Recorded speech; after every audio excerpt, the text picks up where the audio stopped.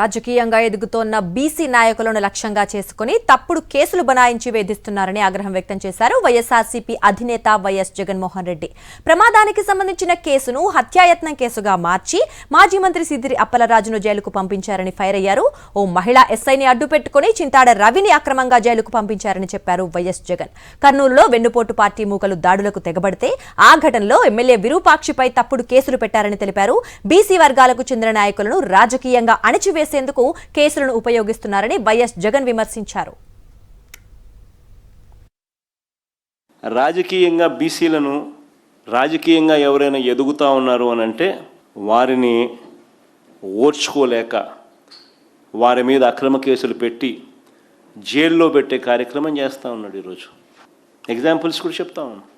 Accident కేసును హత్యాయత్నం కేసుగా మార్చి అది బైక్ యాక్సిడెంట్, కార్ యాక్సిడెంట్ కూడా కాదు, బైక్ యాక్సిడెంట్. 18 ఏళ్ళ పిల్లాడు తన కొడుకు, ఒక బైక్ యాక్సిడెంట్ హత్యాయత్నము కేసు కింద దాన్ని మార్చి కుట్ర కోణం దానికి యాడ్ చేసి మాజీ మంత్రి మత్స్యకార సామాజిక వర్గానికి చెందిన సిద్దిరి అప్పలరాజును జైల్లో పెట్టించినాడు.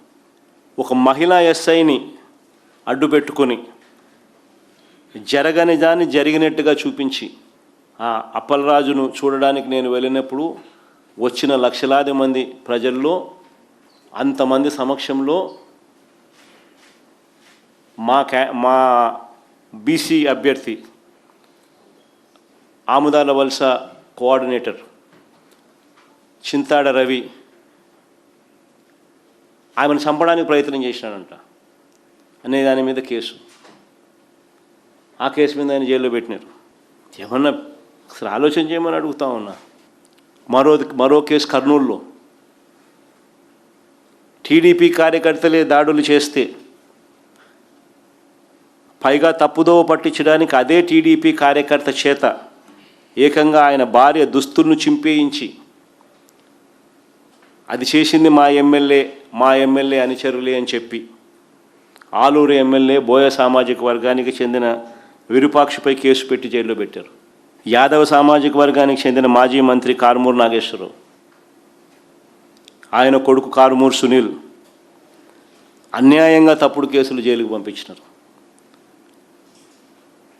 ఎంత దారుణమైన కేసు అంటే ఇది కూడా అలాంటిది.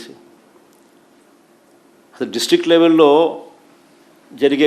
జరిగే కాంట్రాక్ట్లు, జరిగే టెండర్లు ఇవి. దాని వాల్యూ ఎంత ఉంటుందో అంత ఉంటుంది.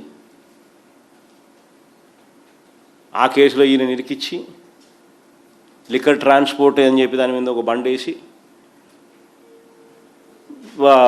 కంటెస్ట్ చేసిన ఏలూరు ఎంపీ టికెట్ కంటెస్ట్ చేసిన సునీల్ కుమార్ యాదవ్ మీద, కారుమూరు సునీల్ కుమార్ యాదవ్ మీద, వాళ్ళ ఆయన మీద అక్రమ కేసు జైల్లో పెట్టడం.